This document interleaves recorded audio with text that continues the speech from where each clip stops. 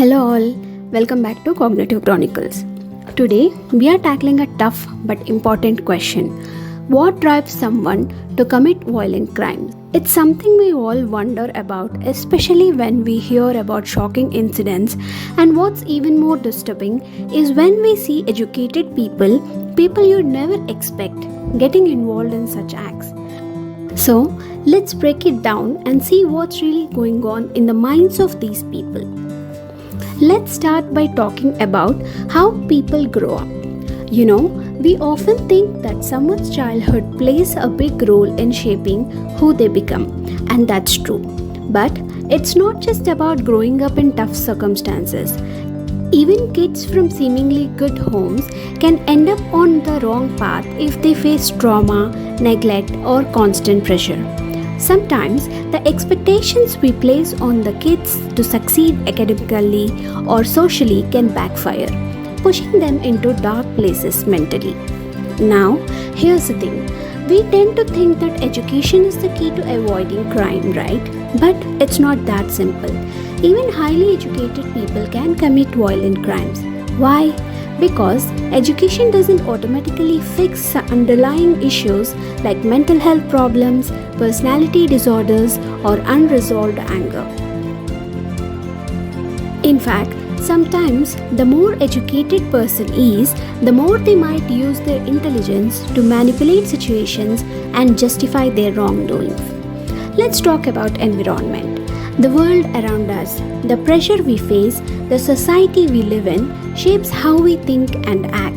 For instance, someone might grow up in a wealthy family and still feel immense pressure to keep up or outdo others, leading to unethical choices. Or they might see corruption and dishonesty around them and start believing that's just how the world works. Then there's the role of substance abuse. Whether someone's highly educated or not, alcohol and drugs can mess with anyone's mind. They lower inhibitions, blur the lines between right and wrong, and can push people to do things they would never do sober.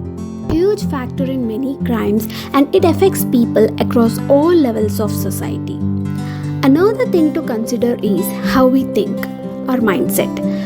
Cognitive distortions or twisted ways of thinking can lead someone to believe that their actions are justified or that they are somehow above the law.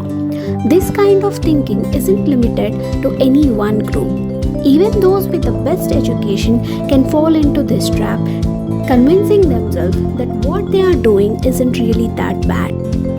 In India, we have a rich and diverse culture, but we also have some deep-rooted beliefs that can contribute to harmful behaviors. Sometimes, traditional ideas about gender, power, and honor can push people, yes, even educated people, to commit crimes in the name of family, reputation, or status.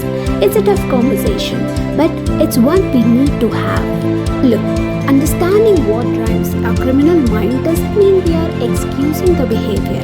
But if we really want to prevent these kind of tragedies, we have to get to the root of the problem. It's about more than just punishing criminals. It's about addressing the mental health issues, societal pressures, and toxic mindsets that lead to these acts in the first place. Thanks for joining me today on Cognitive Chronicles. If this topic got you thinking, I'd like to hear your thoughts in the comments. Together, we can start conversations that lead to a real change. Thank you.